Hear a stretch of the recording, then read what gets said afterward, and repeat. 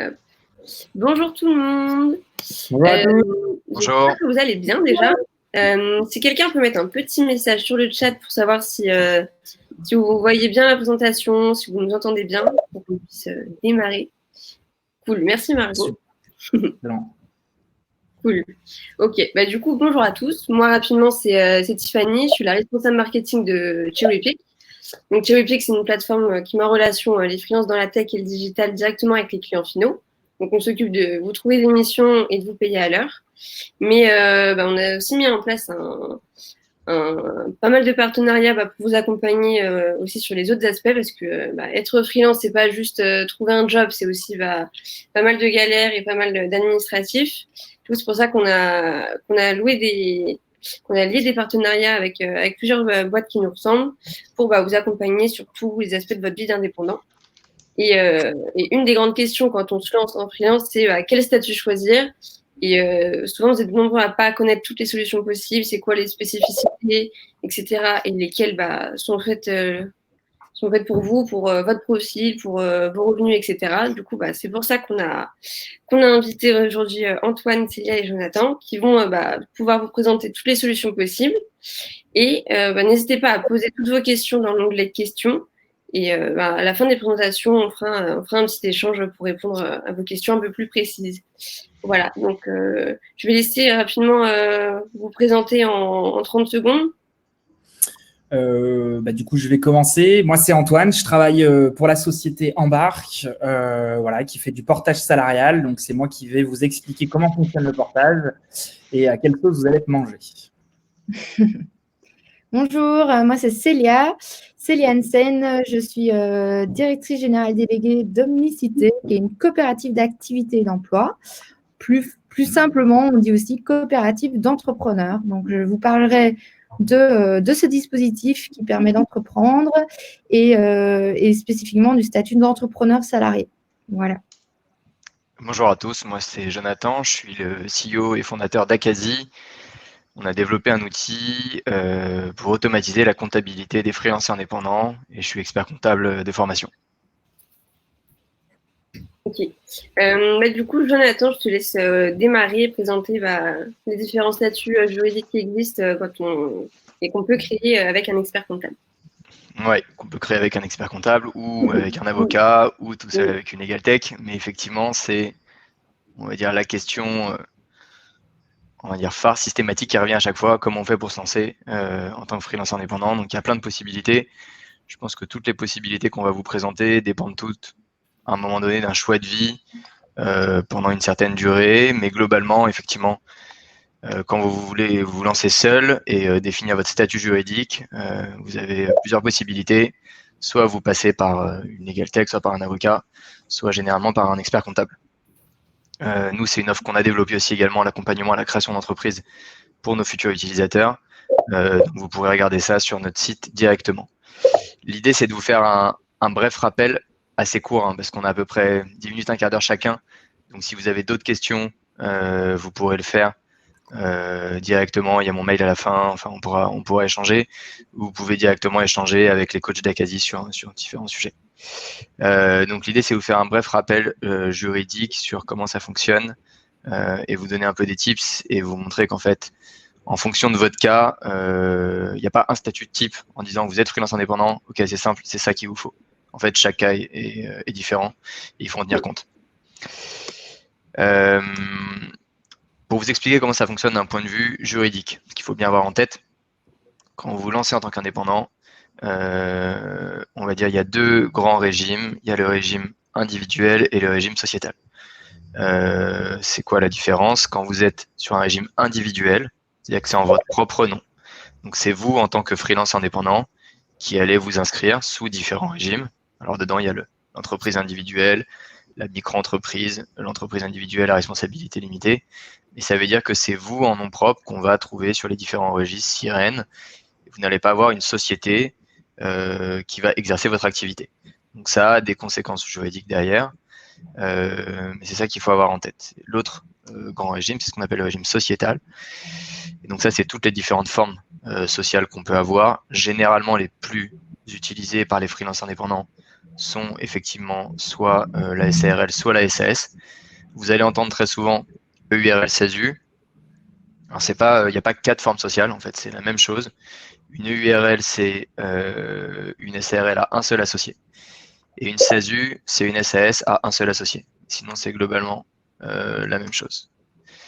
Donc, l'idée, c'est de vous présenter ces différents régimes rapidement et vous donner un peu quelques clés sur comment ça fonctionne d'un point de vue juridique, fiscal, social, et quelles sont les obligations aussi qui en découlent. Si on prend le régime de l'entreprise individuelle, donc si effectivement en régime individuel, c'est toujours assez simple de créer son activité, ça n'a pas de coût généralement, il n'y a pas de capital minimum qui est imposé. La particularité de l'entreprise individuelle en tant que telle ou de la micro-entreprise, c'est ce qu'on appelle la responsabilité indéfinie d'un point de vue juridique. Qu'est-ce qu'on entend par responsabilité indéfinie d'un point de vue juridique? C'est à partir du moment où vous allez avoir des difficultés dans le cadre de l'exercice de votre activité, un contentieux avec un client, une mise en jeu de votre responsabilité et l'assurance ne va pas couvrir la totalité de ce que vous allez devoir soit à vos clients, à des fournisseurs, ou bref, dans le cadre d'un défaut d'assurance, vous allez vous retrouver à être responsable, ce qu'on appelle sur votre patrimoine personnel. Il y a un certain nombre de garanties qui sont mis quand même en œuvre sur ces différents régimes, comme de pouvoir protéger votre résidence principale. Mais classiquement, on dit toujours que quand vous êtes en nom propre, vous prenez globalement tous les risques. C'est important et c'est comme ça que ça fonctionne sur les différents régimes. Excepté pour le régime de l'entreprise individuelle à responsabilité limitée, on en reparlera juste après. D'un point de vue fiscal, comment ça fonctionne, sans rentrer dans la complexité et sans vous donner un cours de droit fiscal, vous allez être imposable à l'impôt sur le revenu. L'impôt sur le revenu, vous connaissez, vous faites des déclarations tous les ans. Si vous étiez salarié, il y a une particularité, c'est juste qu'à partir du moment où vous allez avoir des revenus professionnels, vous allez avoir un régime fiscal professionnel qui va s'appliquer. Donc, en fonction de votre activité BIC ou BNC, alors a priori, pour tous les indépendants qui sont sur Cherrypick, normalement ce sera une activité ce qu'on appelle BNC, parce que vous allez faire des prestations de services. Et donc, dans ce régime BNC, il y a 2 régimes, globalement. Il y a le régime réel et le régime, ce qu'on appelle micro-BNC. Micro-BNC, ça doit vous parler puisque, en fait, c'est le régime de la micro-entreprise ou auto-entreprise. Globalement, pour faire simple, dans le régime d'impôt sur le revenu, résultat réel, on va regarder ce que vous allez gagner à la fin de votre activité. Vous savez, toutes les prestations que vous allez facturer, toutes les charges que vous allez avoir un résultat, et c'est ce résultat-là qui va être imposable, aussi bien pour l'administration fiscale, donc pour l'impôt sur le revenu, mais également comme base pour la sécurité sociale. Le régime de la micro-BNC, on en parlera juste après sur le régime de la micro-entreprise. Et d'un point de vue sécurité sociale, vous allez être ce qu'on appelle au fameux régime des indépendants. Le régime des indépendants, donc la sécurité sociale des indépendants, c'est l'ancien RSI. C'était un régime qui faisait peur à beaucoup de monde parce qu'il était on va dire globalement très mal géré et très peu informatisé. Ça a beaucoup changé, donc c'est plutôt une bonne nouvelle. Ça a été géré aussi également maintenant par les URSSAF directement.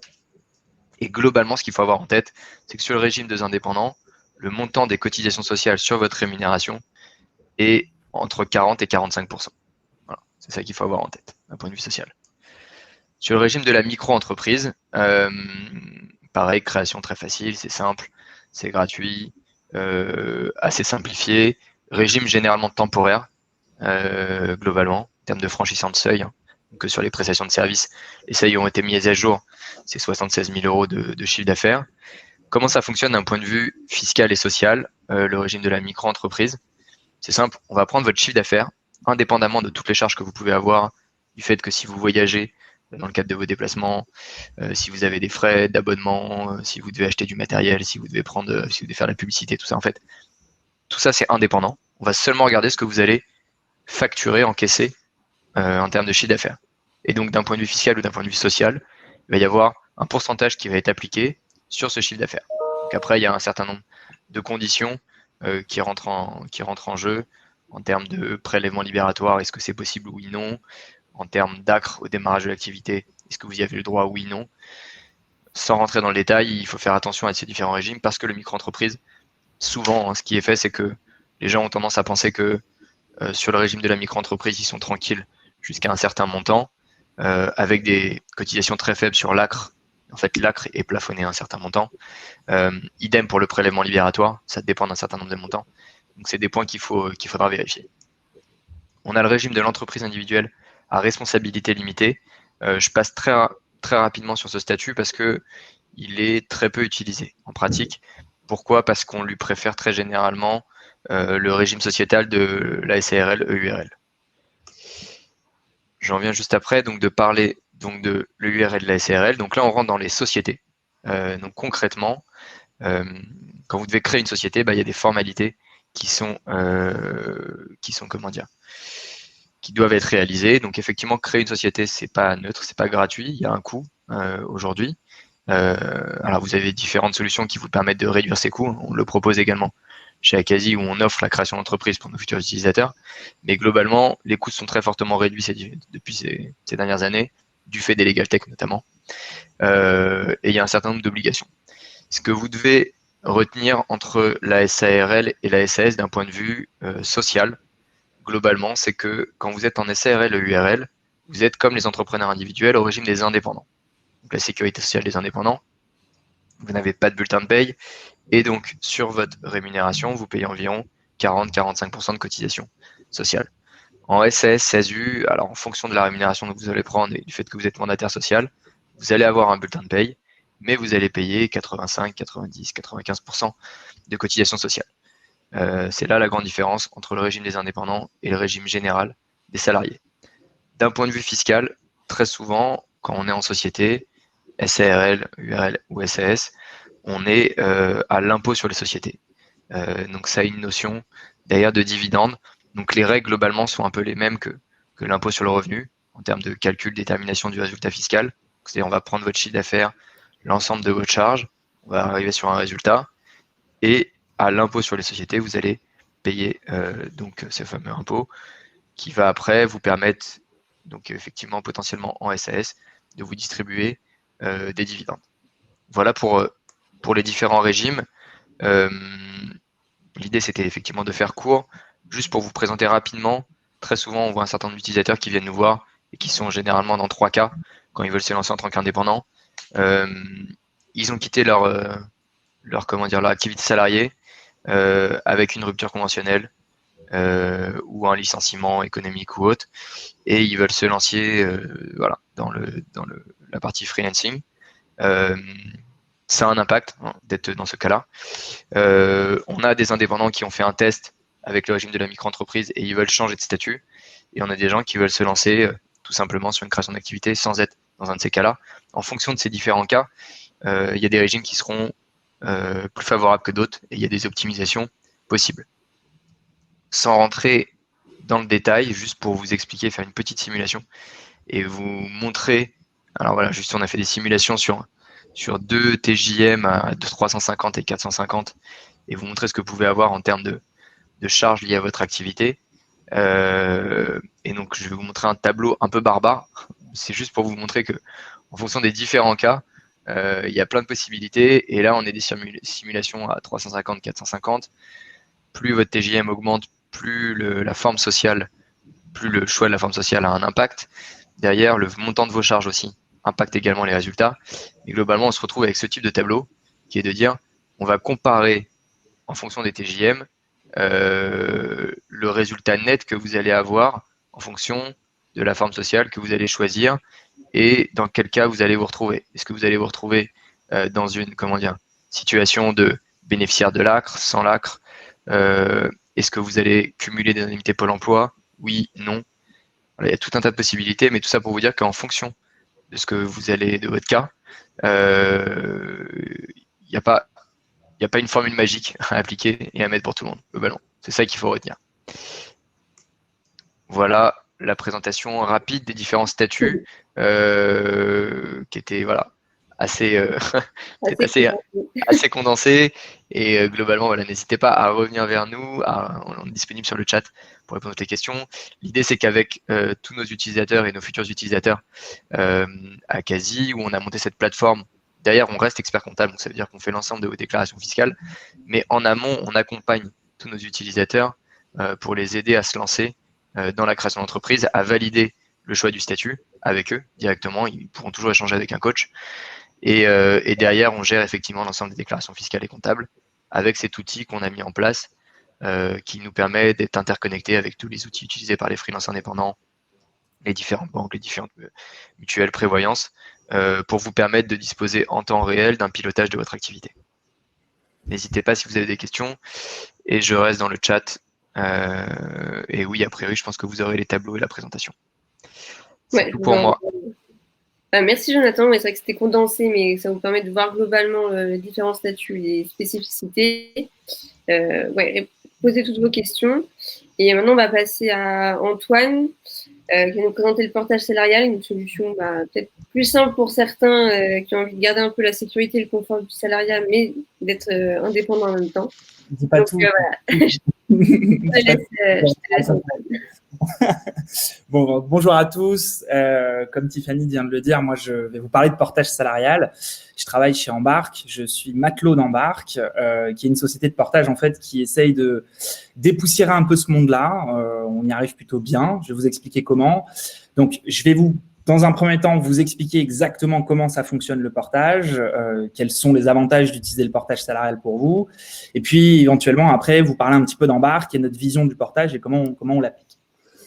Alors, le portage salarial, qu'est-ce que c'est? C'est très simple. Déjà, ce qu'il faut savoir, c'est que le portage salarial est une discipline qui existe depuis une petite vingtaine d'années, qui a pris son essor grâce à deux grandes dates. 2010, l'accord de branche qui nous a inscrits au Code du travail et 2017, la rédaction de notre convention collective qui a parfaitement encadré notre discipline.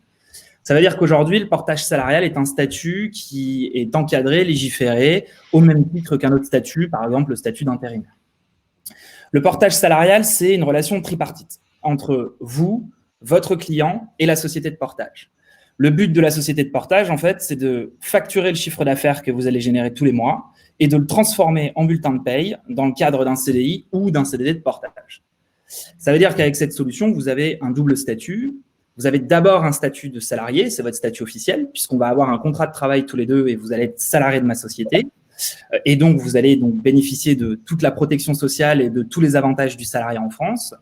Mais vous allez avoir aussi un autre statut, qui est le statut d'indépendant, qui est un peu plus implicite parce que vous allez facturer à la journée, donc payer à la journée. Il peut y avoir une variabilité de vos revenus tous les mois en fonction du nombre de jours que vous facturez. Et on va encadrer votre mission par l'intermédiaire d'un contrat de prestation, qui est une sorte de contrat commercial que je vais rédiger pour vous, et qui est un contrat tripartite en portage salarial, et qui va spécifier tous les éléments, date de début, date de fin, le prix, l'objet de la mission, etc. Ça veut dire qu'avec cette solution, globalement, vous n'avez pas grand-chose à faire. Il y a une seule chose que vous devez faire et que je ne ferai jamais, c'est faire du recrutement. C'est-à-dire que vous devez trouver vos missions, négocier vos missions, exécuter vos missions. Pour tout le reste, c'est la société de portage qui s'en occupe.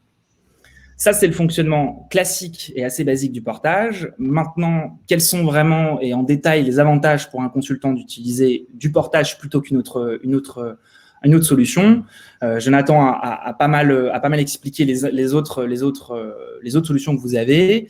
J'aime pas trop les opposer. Je pense que toutes ces solutions sont complémentaires, comme tu l'as dit, Jonathan, et dépendent finalement du projet professionnel de l'indépendant. Maintenant, c'est vrai que sur les statuts d'entreprise, on peut quand même déceler 3 problèmes que les freelances rencontrent, qui sont la gestion administrative, la protection sociale qui n'est malgré tout pas au niveau de la protection sociale salariée, et évidemment parfois l'isolement, parce que quand on a sa société, on est tout seul et parfois on peut en souffrir. Le portage, c'est une solution qui permet de pallier à ces trois problèmes, malgré que, je ne vais pas vous le cacher, vous gagnerez moins d'argent en portage salarial que sur une structure, on va dire, d'entreprise. Tout simplement parce qu'il y a plus de cotisations sociales en portage salarial. Concernant la gestion, en fait, je vous dis que vous n'avez rien à faire, mais vous n'avez vraiment rien à faire, en fait.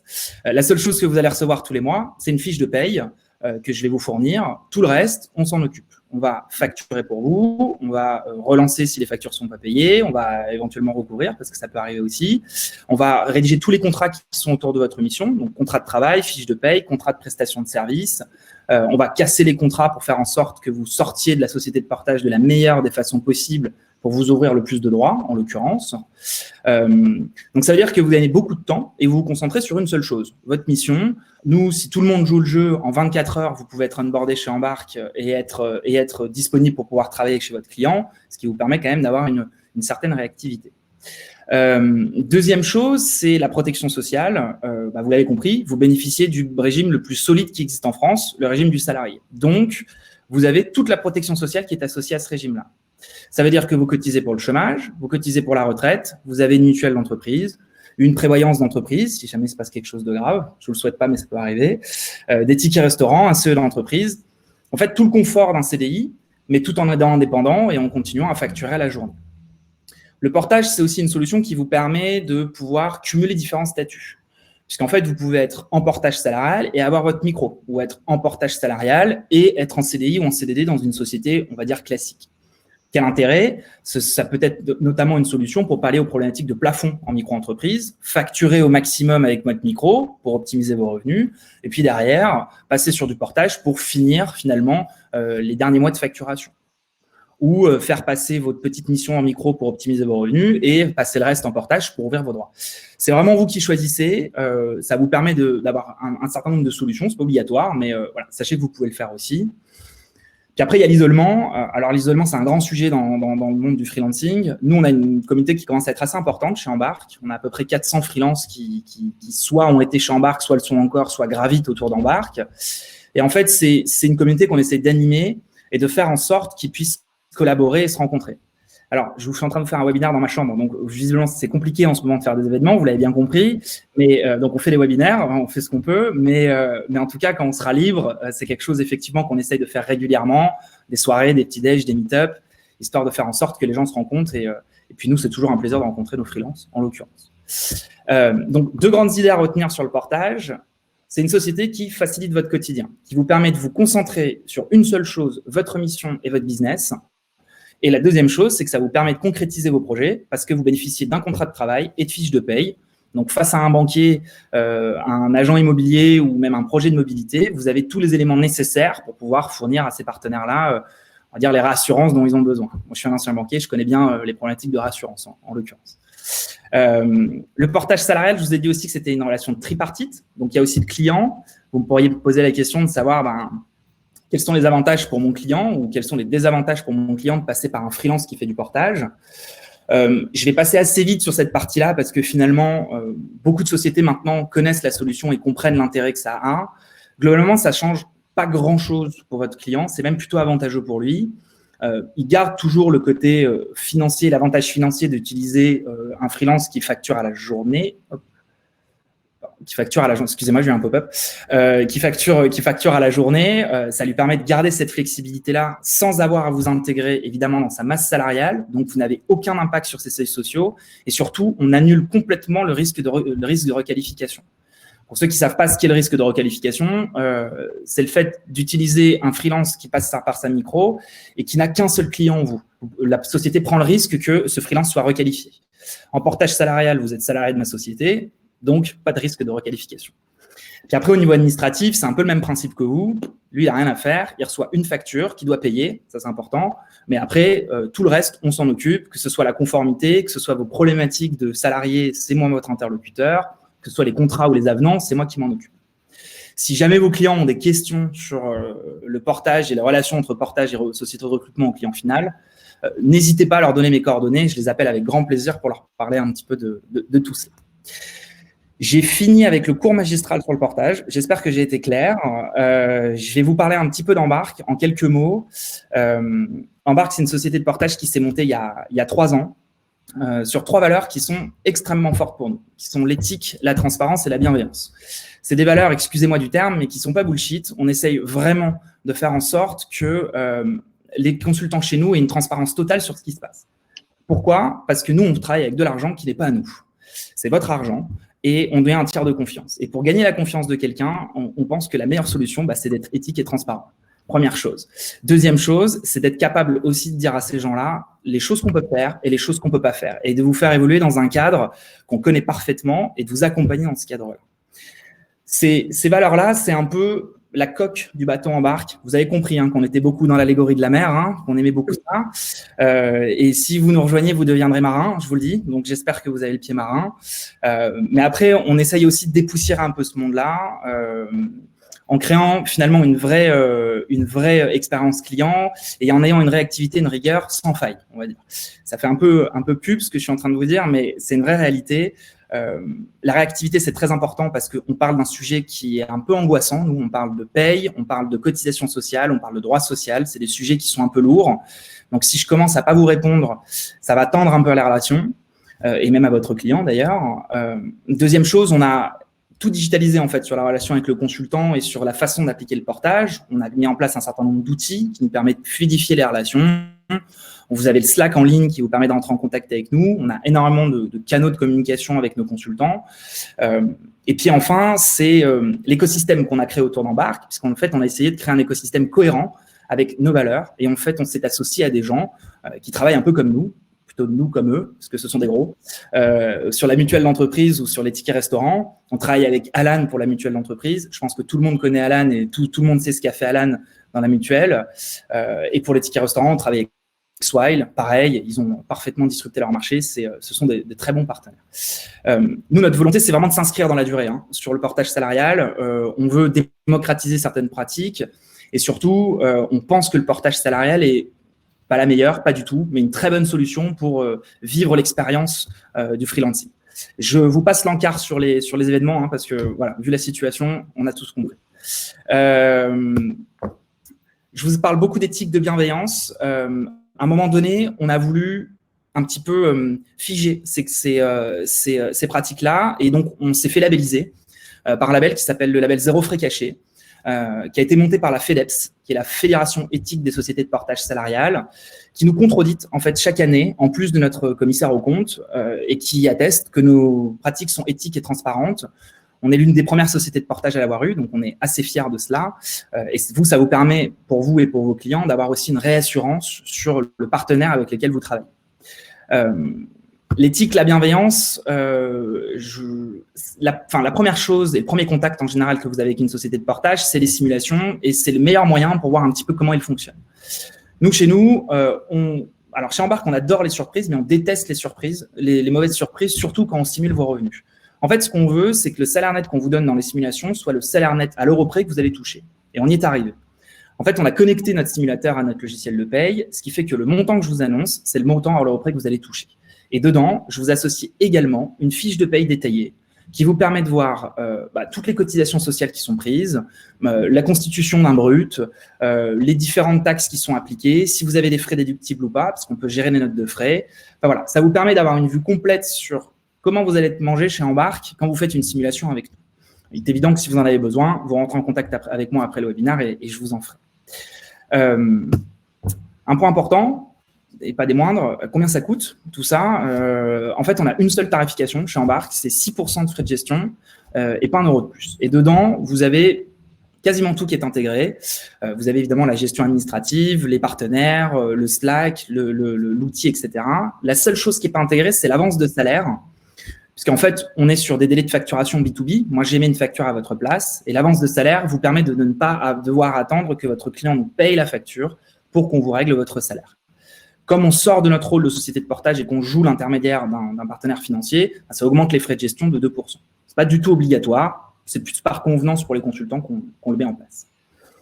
Dernière chose dont j'aimerais vous parler, c'est du ponton. On ne fait pas de recrutement chez Embarque, on n'en fera jamais parce que c'est pas du tout notre ADN et c'est pas du tout ce qu'on veut faire. Par contre, on a plein de freelances qui cherchent des missions et on a plein de partenaires comme Cherrypick par exemple qui ont des missions. Et ben en fait, on a monté un outil de mise en relation. Si Cherrypick par exemple publie une mission avec des compétences et qu'on a un consultant qui a les mêmes compétences, on les met en contact. Et puis après, ils font leurs affaires. Nous, on sort de tout cela, ça ne regarde pas. C'est un outil qui est totalement gratuit, donc n'hésitez pas à l'utiliser. Et puis voilà. J'ai fini. J'espère que j'ai pas été trop long. 18h. Parfait pour toi, Célia. N'hésitez pas, si jamais vous avez quoi que ce soit, envoyez un mail sur contact ou alors vous pouvez passer boire un café à Paris avec moi, Marseille avec Clément et Lille avec Romain. Et puis voilà.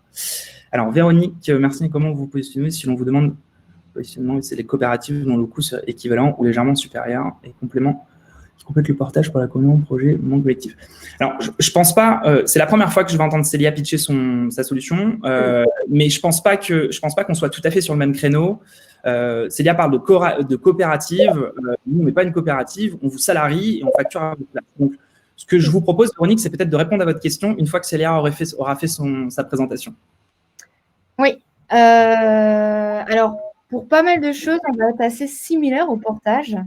Et puis, à pas mal d'endroits, en fait, moi, je rejoins pas mal ce qu'a dit Antoine, ce qu'a dit Jonathan et Tiffany également, c'est que quand on décide d'entreprendre, quand on décide de se lancer, il faut bien sûr choisir un statut qui va sécuriser vos revenus, qui va être adéquat à votre activité et à votre situation personnelle. Et donc, il y a tous les choix de statut qu'a présenté Jonathan. Et puis après, il y a une autre alternative qui sont les sociétés de portage ou les coopératives d'entrepreneurs ou spécifiquement les CAE, coopératives d'activité et d'emploi. Parmi toutes ces sociétés de portage et coopératives d'activité comme nous, il faut en fait les rencontrer. Exactement comme a fait proposer Antoine, n'hésitez pas à nous contacter, à échanger parce qu'on a tous des manières de fonctionner qui vont avoir pas mal de socles communs et puis après des éléments qui sont vraiment propres à chaque structure, à l'histoire de chaque structure, aux activités que vous allez retrouver dans ces structures, etc. Donc, ça me permettait d'un peu répondre peut-être à la question de Véronique dans un premier temps. Excuse-moi Célia, j'ai juste vu qu'il y avait une question simplement sur les clients qu'on a.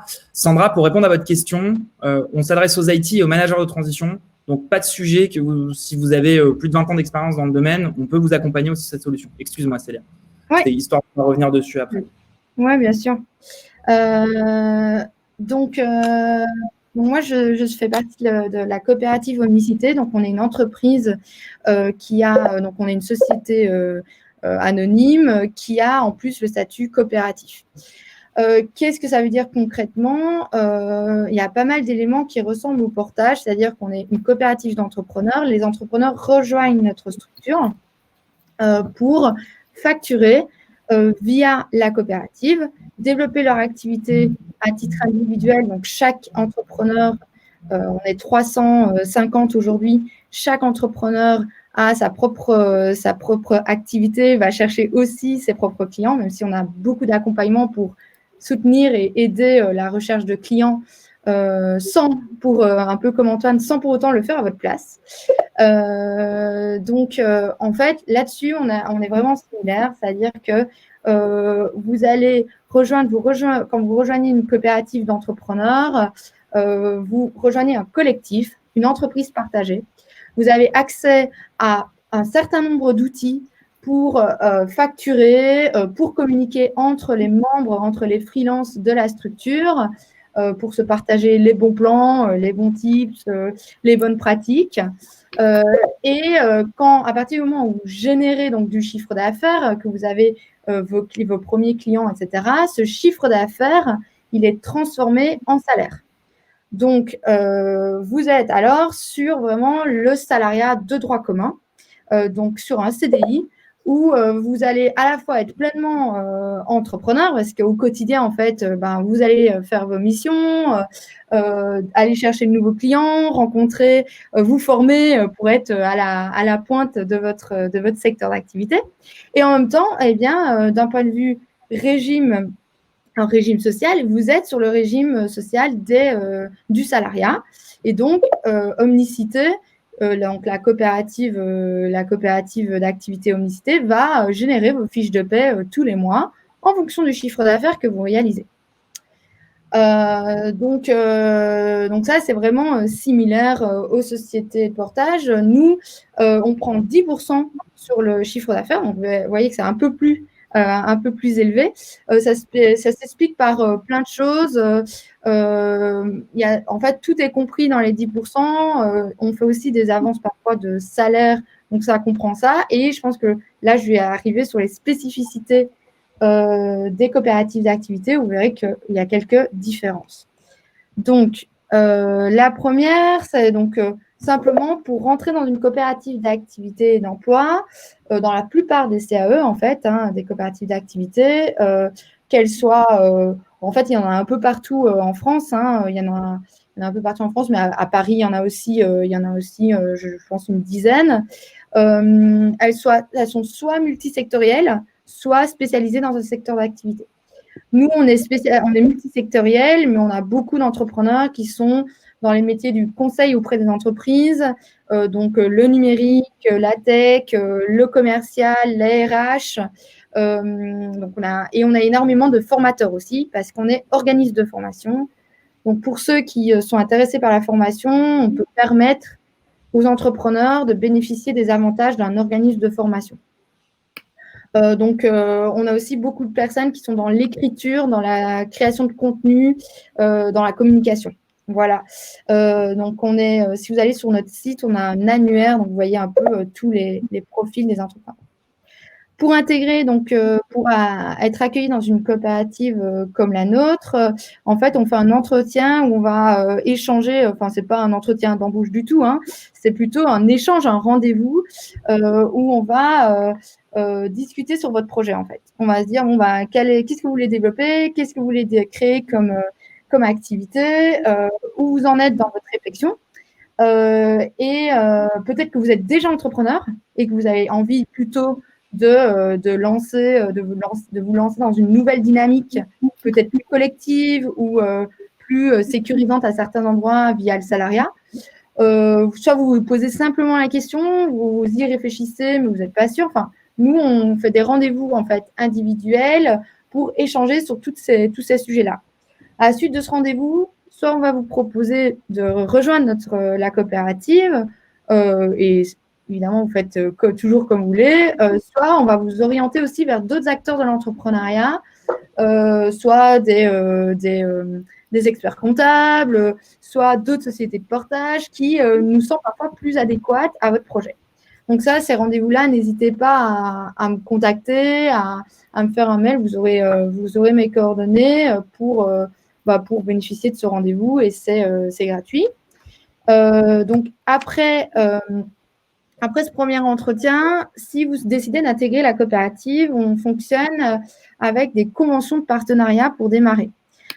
Alors, soit vous avez déjà du chiffre d'affaires et très vite, vous allez devenir entrepreneur salarié dans la coopérative, j'y viendrai.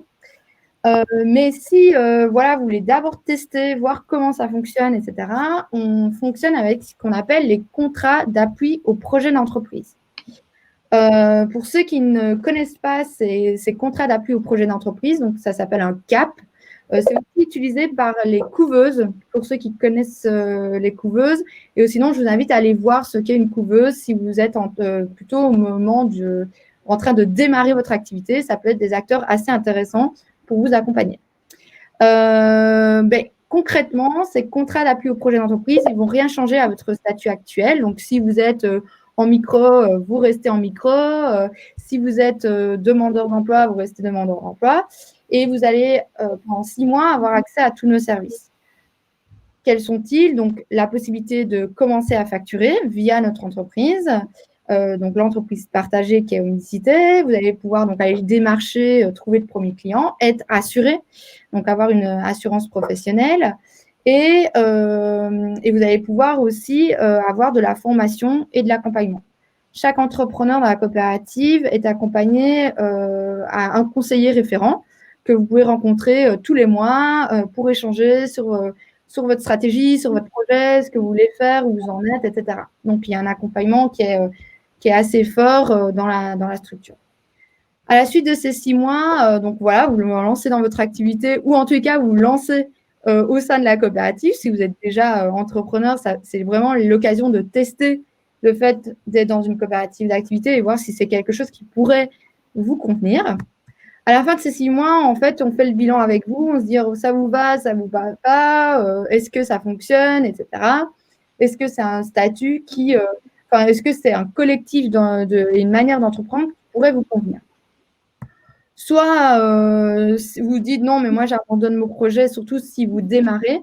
vous dites ah non mais en fait c'est trop dur d'aller chercher des clients, etc. J'en sais rien, c'est pas mon truc. Ou au contraire, vous dites bah non en fait ça fonctionne, je commence à avoir des clients, etc. Mais peut-être pas encore assez pour passer au salariat. Et donc on va renouveler une phase de test. Si vous commencez à faire du chiffre d'affaires en fait pendant cette période, nous on va vous redistribuer ce chiffre d'affaires sous forme de remboursement de vos frais. Donc, par exemple, votre passe Navigo, votre téléphone, ce genre de choses. Donc, avec la facturation que vous faites, on va vous rembourser petit à petit vos frais. À partir du moment où vous générez assez de chiffre d'affaires, on va démarrer le salariat en CDI de droit commun. Donc, à l'instar d'une société de portage, vous êtes sur le régime général, donc qui est assez protecteur et qui permet d'avoir aussi accès à la prévoyance, la mutuelle de l'entreprise, etc. Donc, dans ce cas-là, vous devenez donc entrepreneur salarié. Les coopératives comme la nôtre, elles existent depuis une vingtaine d'années également. Hein, elles se sont un peu développées au même moment que les sociétés de portage. Et elles sont encadrées par la loi sur l'économie sociale et solidaire de 2014. Donc, le statut d'entrepreneur salarié et les CAE sont bien reconnus et encadrés aussi d'un point de vue législatif, ce qui est évidemment hyper important pour sécuriser ces entreprises et le revenu de chaque entrepreneur qui est dans la structure. Alors, concrètement, ce qu'on propose, c'est évidemment de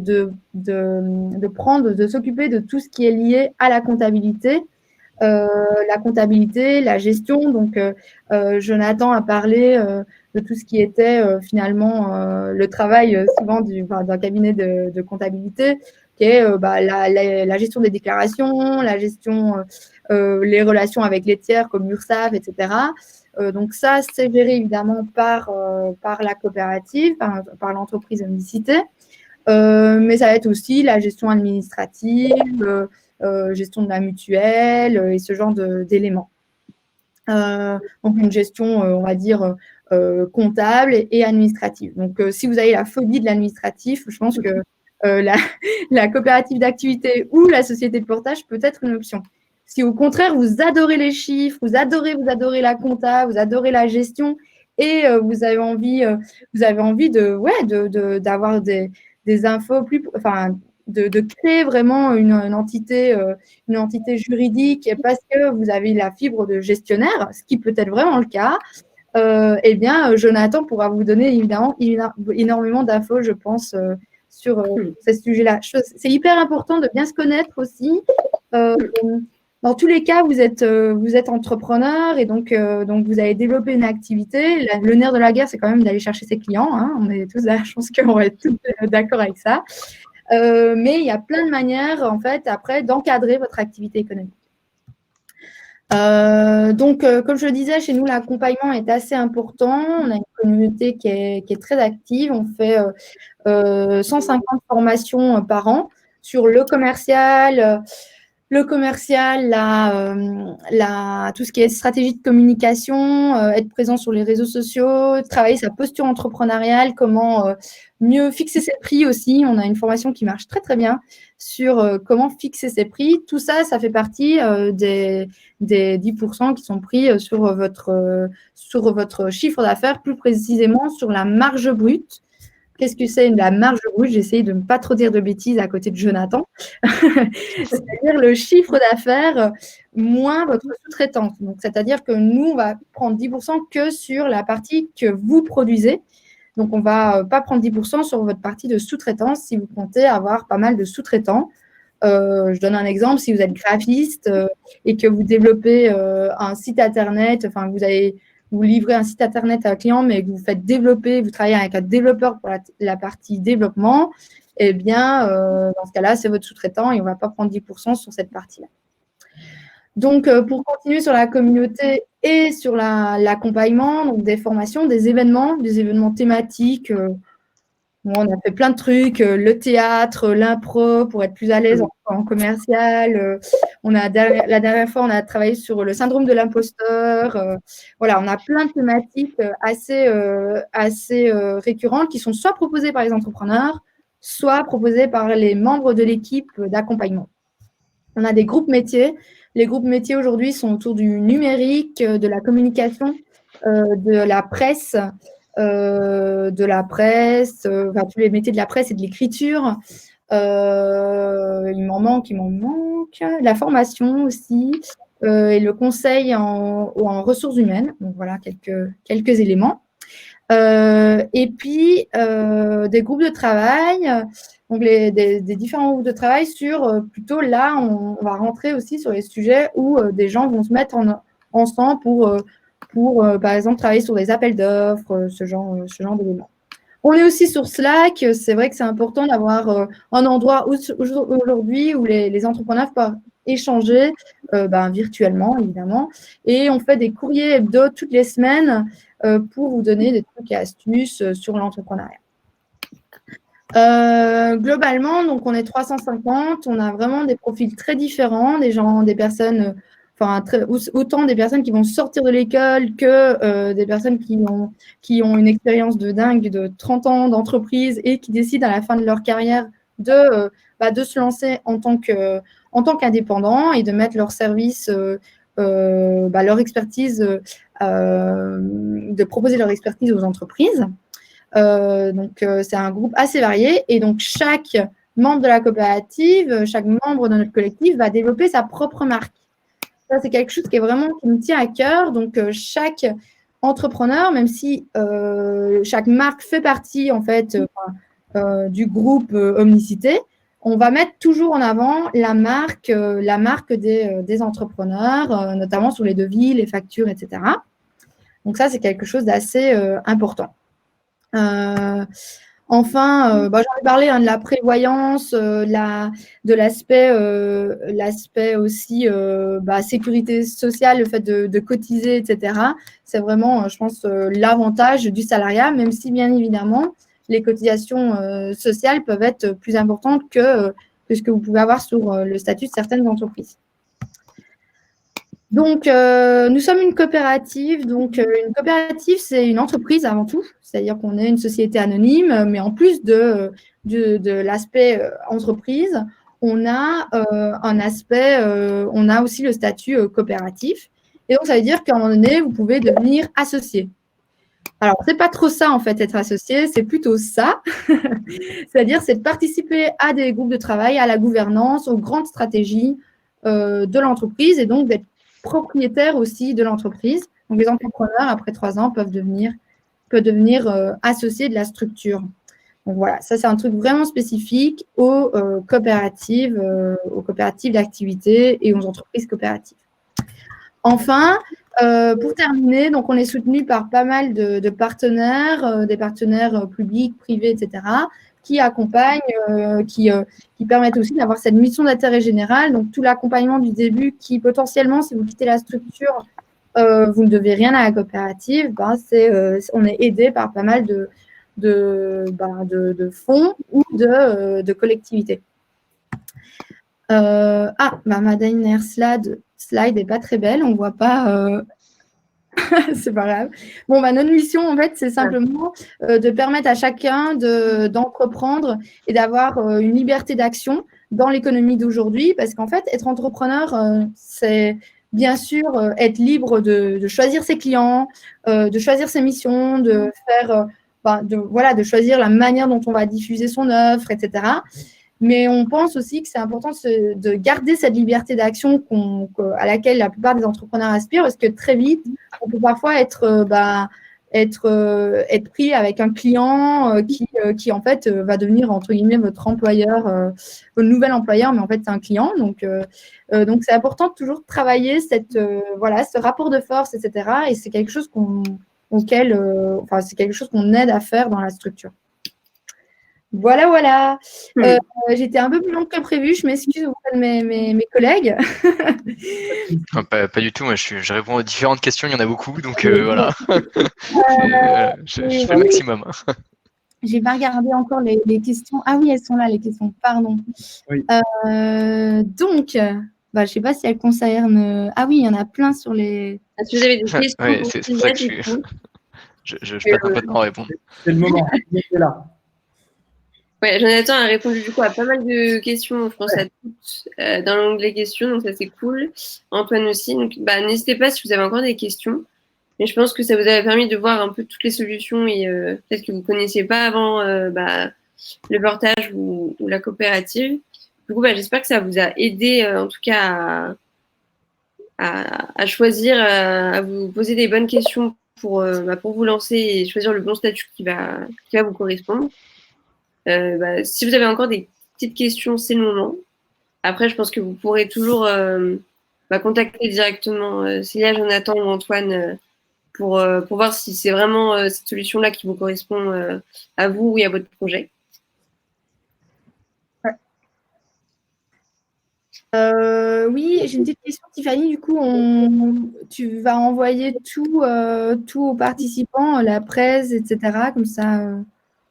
Si vous êtes tous d'accord, ouais, moi j'envoie. Peut-être que tu vois, Célia, que j'ajuste juste la dernière slide, par exemple. Ouais, j'ai voté, mais c'est pas grave. Yes. Ouais, je veux bien, du coup. Du coup, ouais, j'enverrai à tout le monde par mail la présentation. Comme ça, vous aurez toutes les infos pour y réfléchir à la tête reposée. Et puis revenir vers chacun si vous avez choisi la bonne solution.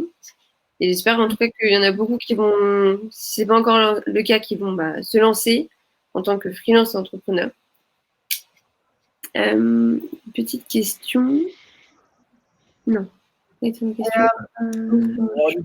Qui nous pose la question concernant la question, enfin le choix entre le portage et la CAE. Elle me demande si c'est un choix perso uniquement. Oui, moi clairement, pour moi, c'est un choix qui est personnel. C'est deux choses qui sont différentes. C'est deux gestions qui sont différentes. C'est des impacts fiscaux et sociaux qui ne sont pas les mêmes non plus, avec des avantages et des inconvénients. Jonathan a pas mal exposé la problématique sur sa présentation. Moi, je vous ai parlé du portage. Après, si vous avez besoin de plus d'éléments sur le portage, appelez-moi et appelez Jonathan sur la micro et je pense qu'il sera certain de vous répondre. Oui, je pense aussi, je suis tout à fait d'accord avec ça, c'est que en fait, l'aspect technique de transformer du chiffre d'affaires en salaire va être le même entre CAE et entreprise de portage. Après, il y a une manière de fonctionner qui est pas toujours la même. Et donc, le mieux, c'est d'aller rencontrer, soit d'appeler, soit d'aller. Nous, on fait des réunions d'information toutes les semaines. Donc, vous pouvez aller sur notre site, vous me contacter. Et on peut, c'est aussi voir qu'est-ce qui correspond à votre projet et où vous en êtes dans votre projet, en fait. Par exemple, j'en sais rien, je donne un exemple comme ça, mais si vous avez un projet où vous allez à la fois toucher les entreprises, donc en B2B et en B2C, il faut vous poser toujours la question, est-ce que la structure qui va potentiellement héberger votre activité fait B2B et B2C? Voilà, ça c'est juste un exemple, mais c'est important de se poser ces questions-là. Et donc, idem, quand on est après sur je ne vais pas parler à la place de Jonathan, mais en fait, quand on choisit aussi son statut, on va se dire, j'ai telle activité. Qu'est-ce qui est préférable pour ce genre d'activité? Parce que dans mes charges, j'aurais, je sais pas, des locaux, des machins, des trucs, ou j'aurais pas du tout de charges. Du coup, qu'est-ce qui est le mieux et qu'est-ce qui est préférable par rapport au statut? Je rebondis sur ce que tu disais, Célia. En l'occurrence, en portage salarial, vous ne pouvez pas facturer le particulier. Vous êtes obligé de facturer des entreprises. On est obligé de passer par une entreprise. Donc, c'est une très bonne réflexion. Je n'avais pas pensé à le dire. Dans ce cas-là, effectivement, la coopérative d'entreprise s'inscrit plus. Je réponds à Youb, les simulations ne sont pas payantes chez nous. Je ne pense pas chez toi, Célia, non plus, que ce soit payant de faire des simulations. Non. Le rendez-vous individuel qu'on fait, c'est vrai ça, en fait. De simuler, de regarder. Voilà. Ouais, tout à fait. Okay. Cool. Je ne sais pas s'il reste quelques questions. Pas de souci, Ayoub. Mais je pense que ça vous a permis de voir un peu toutes les solutions qu'il y avait, les questions à vous poser pour pouvoir choisir. Et puis, du coup, n'hésitez pas à prendre contact après pour voir si vraiment ça vous correspond et puis vous lancer. Mais merci à tous, en tout cas, d'avoir été là. Merci à Antoine, Jonathan et Célia. Avec grand plaisir. Merci à vous tous. Ouais, je vous souhaite une belle soirée, même si Mais bonne soirée à tous, merci encore. Et je vous envoie la présentation ce soir ou demain matin. Voilà. Merci, au revoir. Merci, au revoir. Au revoir. Bonne soirée.